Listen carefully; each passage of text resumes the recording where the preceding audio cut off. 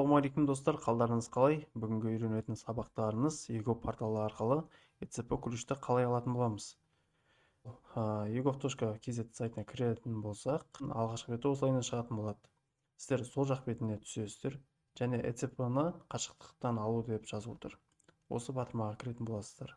Достар, сол жақ бетінде сары онлайн сұрау деген жазылып тұр. Осы батырманы басамыз.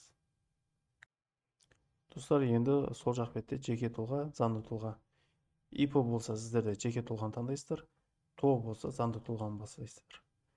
Бізде ИПО болғандықтан жеке тұлғаны бастаймыз және иініңізді жазатын боласыз. Сұраныс жібереміз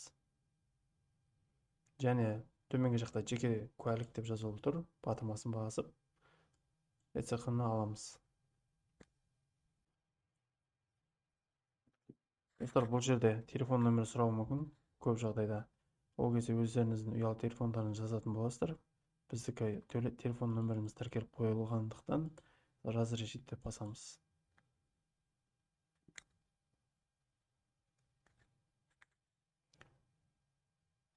Сіздерде видеокамера шығуы мүмкін. Ол кезде сіздер өз лицоларыңызды көрсететін боласыздар.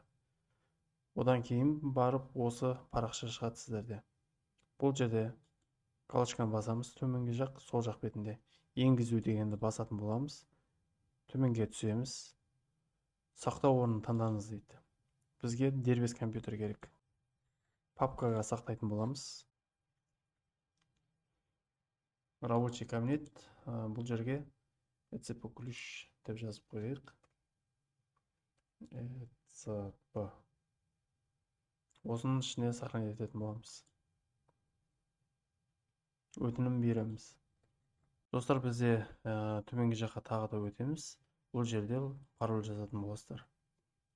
Бастапқы әріп үлкен әріппен басталады және бір цифр жазу керексіздер. 3 деп па немесе жылыңыз жазсаңыздар да болады.